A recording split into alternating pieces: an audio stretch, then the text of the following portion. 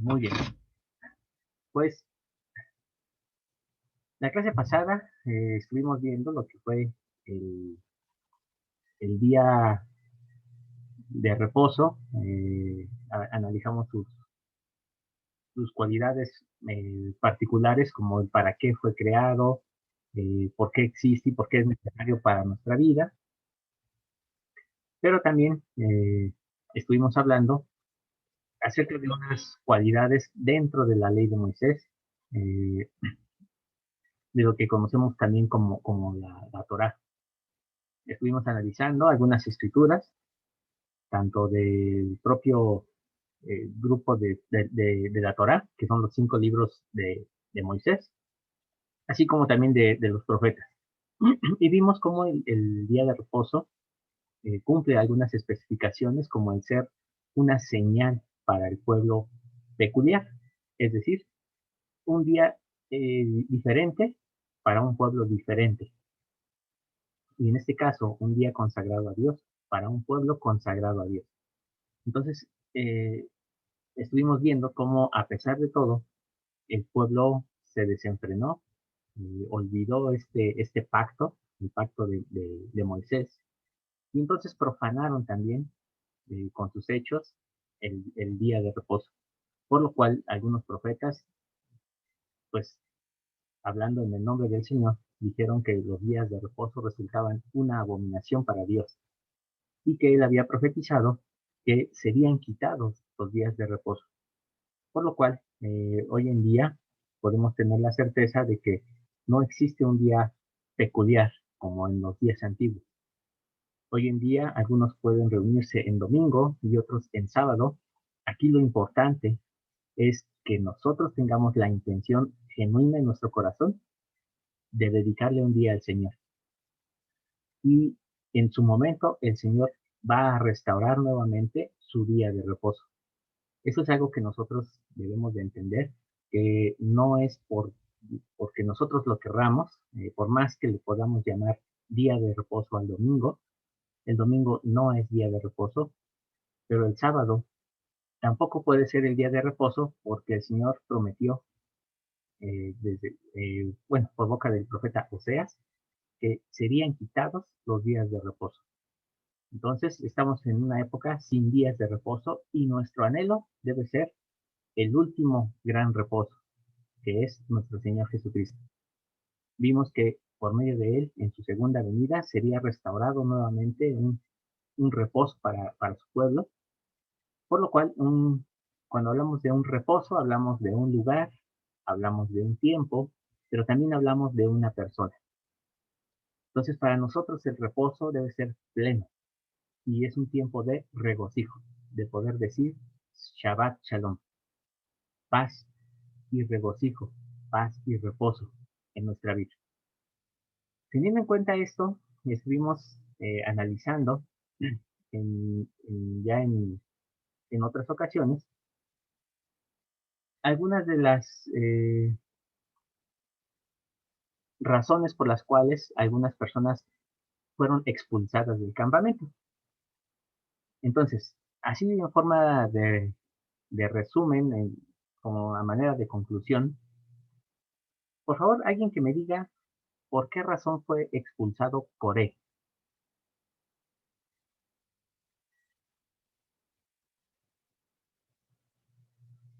Ay, perdón, voy a salirme aquí porque vamos a escribir aquí. Ok, ¿cuál fue la razón Porque por... él estaba conspirando contra el Señor. Muy bien. Vamos a ponerle aquí como una rebelión. Sí, se levantó en rebelión. Bueno, entonces, sí. Ok.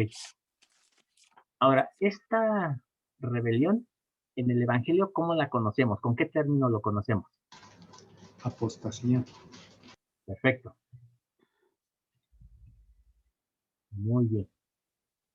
Ahora, ¿cómo nosotros es que podemos prevenir la apostasía? o incluso hasta solucionarla. Es decir, ya que estamos a punto de caer en apostasía, ¿cómo podemos regresar, no caer en la apostasía?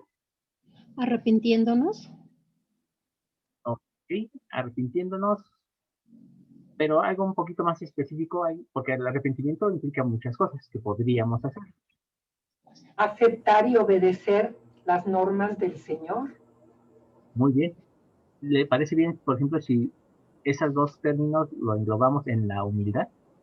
Ajá. Para poder obedecer y aceptar la voluntad del Señor necesitamos ser humildes. Mm, Tenemos que buscar siempre al Señor humildemente y humillarnos ante Él siempre. Muy bien. Ahora, buscar al Señor no solamente es decir, bueno, pues yo quiero creer en Dios o quiero creer en Jesucristo, implica también pensar en que debemos de buscar la verdad. Debemos siempre estar anhelosos de buscar la verdad. Y yo quiero hacer una pregunta aquí un poquito capciosa, medio tramposona mi pregunta. Nosotros como miembros de la iglesia, ¿ya encontramos la verdad o la seguimos buscando? Bueno, nosotros ya conocemos la verdad y seguimos buscando o esperando más conocimiento. Ok. Entonces, digamos, a manera de conclusión, la seguimos buscando la verdad. ¿Estoy bien, hermana? ¿O en su forma de pensar? Pues considero que sí, porque gracias a la oportunidad que yo tuve de llegar al conocimiento del Evangelio, he conocido la verdad, tengo la libertad de vivirla y de seguir creciendo en conocimiento, porque he aprendido a través del tiempo que hay muchas cosas todavía que el Señor considera que es conveniente que sepamos, como lo que vamos a estar estudiando este fin de semana de Doctrina y Convenios del 20 al 21, porque es necesario estar en una iglesia organizada y dirigida por el Señor. Ese conocimiento lo vamos a reafirmar y a acrecentar. Es una verdad implícita dentro de nuestra fe. Así considero yo. Muy bien, hermana.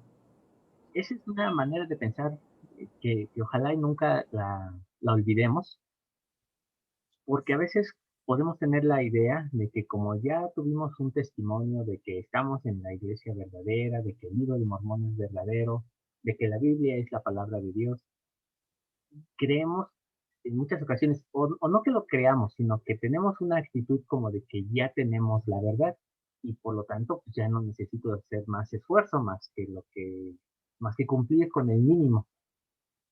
Y eso es un mal pensamiento, porque dice la escritura que al que diga que ya recibió, aún lo que recibió, le será quitado.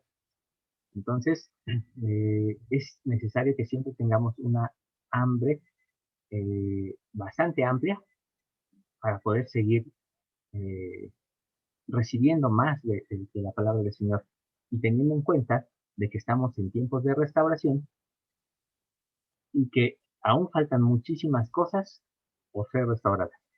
Entonces, que ojalá tengamos siempre esa actitud de buscar la voluntad del Señor para no caer en rebelión. Ok. El siguiente caso fue Nadab y Abiú. ¿Alguien recuerda por qué razón el Señor los cortó del campamento? A Nadab y Abiú, hijos de Aarón. Porque ofrecieron el fuego no autorizado. Bueno, no tienen autoridad para hacerlo. Muy bien. Vamos a ponerle como la experiencia del fuego extraño, ¿no? Ajá. Ok. En realidad, ¿eso qué nos está representando en el Evangelio? ¿Qué nos recuerda?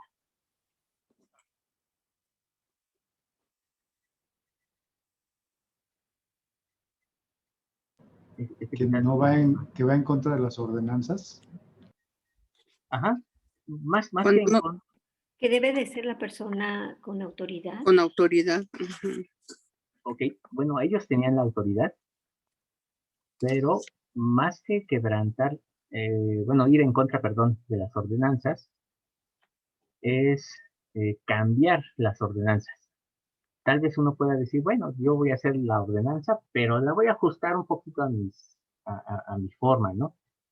Entonces, cambiar las ordenanzas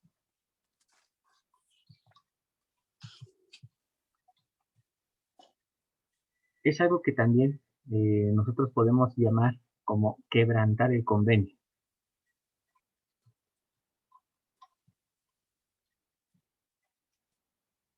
Y esto incluso puede ser más peligroso que la apostasía declarada. ¿Por qué razón? Porque a veces esta se puede disfrazar de, de que estamos haciendo algo bueno, cuando en realidad estamos haciendo algo incorrecto. Es la razón por la cual durante muchos años se empezó a realizar la práctica del bautismo de los niños pequeños, porque se cambió la ordenanza y entonces se quebrantó el convenio, dejó de tener validez.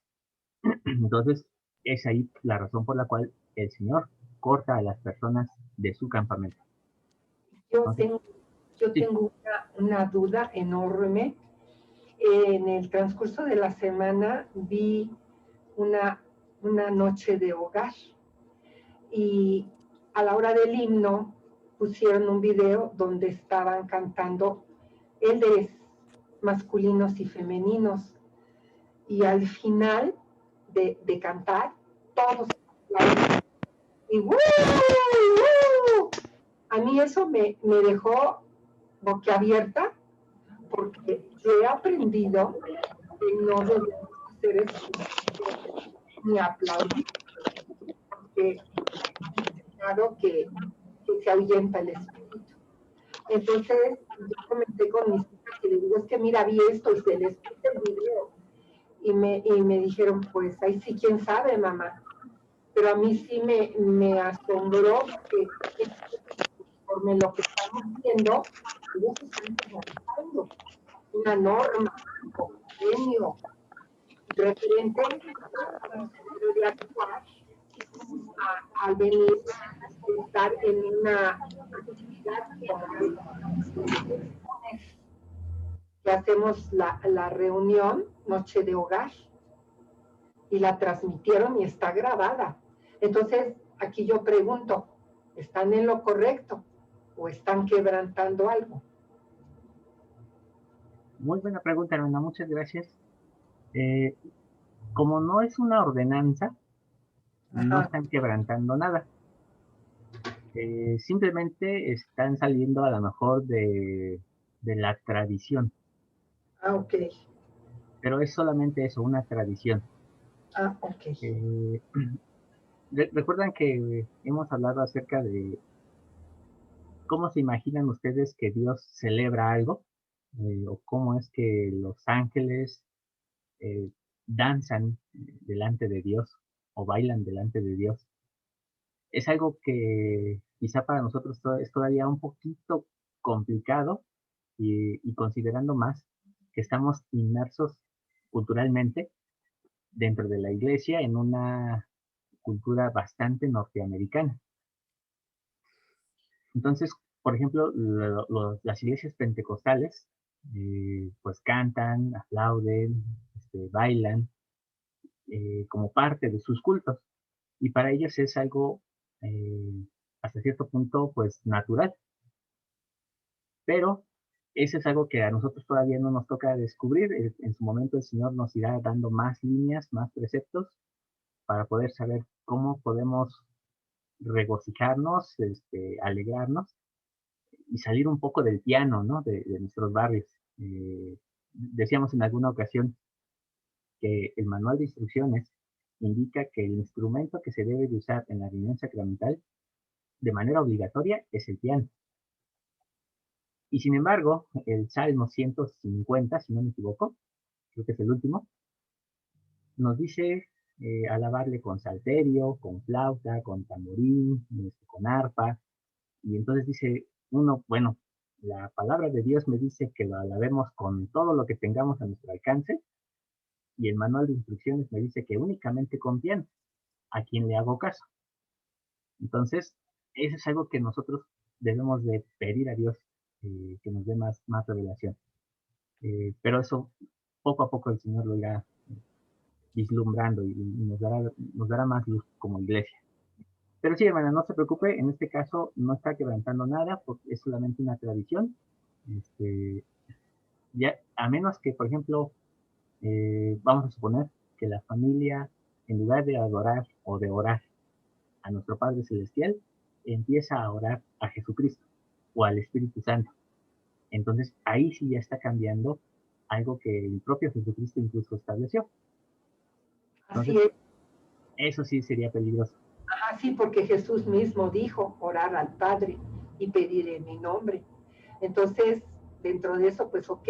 Pero, por ejemplo, si yo vengo y celebro con mi familia una noche de hogar y a la hora de la alabanza, yo puedo venir y cantarla en un ritmo un poco más alegre, porque hay himnos que incluso dice ahí con alegría y con marcialidad, que no sé qué, pero siempre bien tablas se cantan.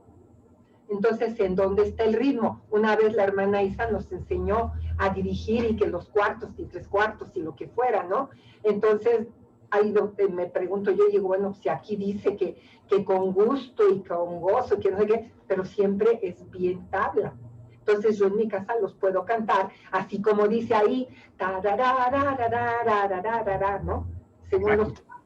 Y no estoy haciendo nada malo. Así es. Muchas gracias, hermano. No, al contrario. Muy bien. Entonces, ahora solamente, ¿cómo podemos prevenir esta idea de el cambio de ordenanzas? ¿Qué podemos hacer como prevención?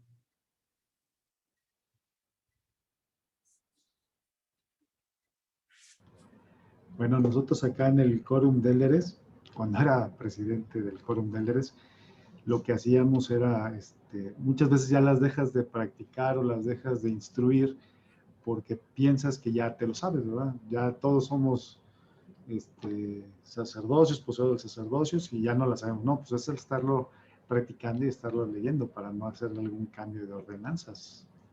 Muy bien, excelente.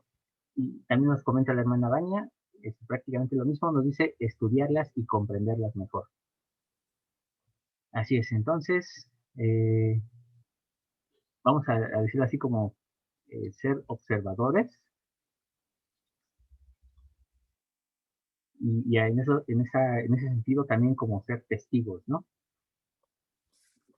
Pero también estudiar y, y practicar. Hermanas, y ustedes que tengan a sus esposos o hijos en el sacerdocio, ayúdenles e instruyanles de que siempre deben de estar practicando las ordenanzas, saber en dónde pueden encontrar la información para que ellos puedan realizar las ordenanzas como debe de ser. Y nosotros debemos de tener mucho cuidado siempre de decir un amén a la ligera. Los amén son mucho más especiales de lo que creemos. Entonces, cuando un hermano del sacerdocio de Aarón o del sacerdocio de Melquisedec se equivoca en una oración sacramental y nosotros, porque ya vamos encarrerados, ya queremos el pan, decimos amén, debemos de tener mucho cuidado, ¿no? Muy bien.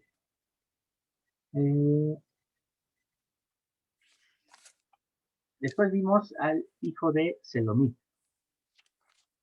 Fue el hijo del egipcio que maldice a Dios. Y bueno, pues ya prácticamente les dije aquí cuál fue el motivo de la expulsión, que fue maldecir, o bueno, en este caso así es, blasfemar. Ok. Ok, en el Evangelio ¿cómo conocemos este concepto de blasfemar? De hecho, generalmente lo usamos con el término de un mandamiento de los 10.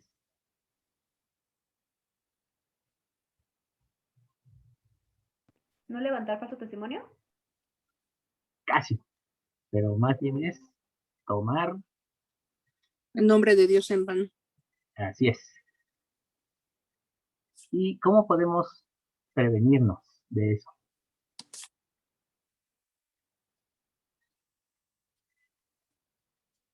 Considerando la enseñanza de nuestro Salvador, que tú sí sea sí y tú no sea no.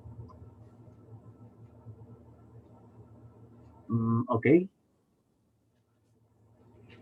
Eso, bueno, se aplica mucho hacia los juramentos, que era una práctica bastante común en el Antiguo Testamento. Y también en el Nuevo, pero ya con unas implicaciones mucho más espirituales, más elevadas. ¿Qué más podemos hacer para no tomar el nombre de Dios en vano? Pues ser muy respetuosos a todo lo que es sagrado. Muy bien, ahí está la clave. Reconocimiento de lo sagrado. Recuerden que, a final de cuentas, el fin de la ley es poder identificar lo inmundo de lo limpio, lo sagrado de lo profano. Ese es el objetivo de la ley. Incluso el propio Nefi nos dice que donde no hay ley, no hay pecado. Entonces, ¿esto por qué lo menciono? Porque si la ley de Moisés no existiera, nosotros no podríamos identificar este tipo de conceptos. Entonces, nosotros necesitamos precisamente evitar las conversaciones livianas. Así, me gusta ese término como se usa en Doctrina y Convenios, porque esa idea de evitar las conversaciones livianas a veces nos lleva no solamente a blasfemar, sino nos lleva también a tener un lenguaje mucho más vulgar, más impropio. Entonces, le restamos mucho valor a las cosas sagradas, a las cosas importantes. Y como dice la hermana Baña, esto tiene que ver también con nuestro autocontrol. Nosotros cuando empezamos a actuar de esa manera, empezamos a actuar de una forma despreocupada de nosotros mismos. Nos empieza a importar poco la imagen que estamos proyectando como discípulos de Cristo. Y entonces estamos más preocupados de sentirnos bien, de que pues así soy yo y así, y si a alguien no le gusta, pues ni modo, ¿no? Entonces debemos de tener mucho cuidado en esa parte. Entonces vamos a poner aquí, evitar conversaciones livianas. Ok, nos quedan 3 minutos. Rápidamente, la clase pasada vimos sobre el hombre que profana el día de reposo. Y entonces, bueno, pues aquí ya les di la respuesta, cuál fue el motivo de la expulsión, que fue violar el día de reposo. Muy bien. Para nosotros, en estos días, ¿por qué es importante el día de reposo?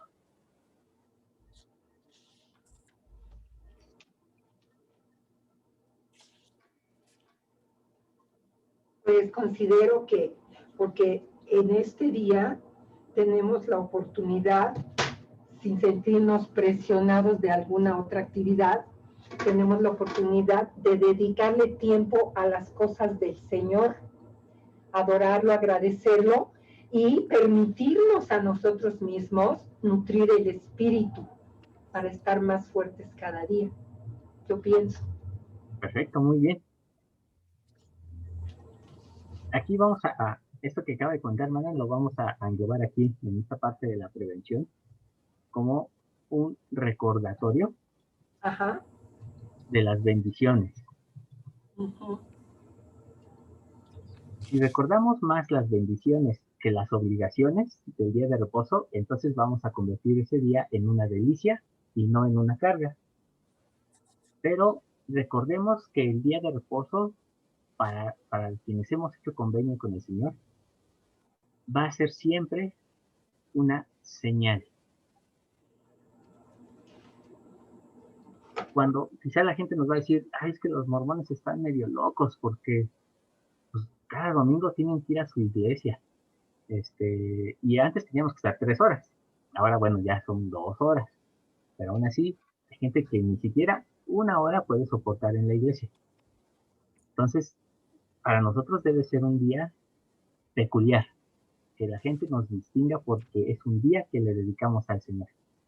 Y que pues digan que son un pueblo diferente. Bueno, hasta aquí, ahorita vamos a hacer una pausa y vamos a continuar, ¿sale? Sí. Cierro la sesión y nos vemos en la que sigue.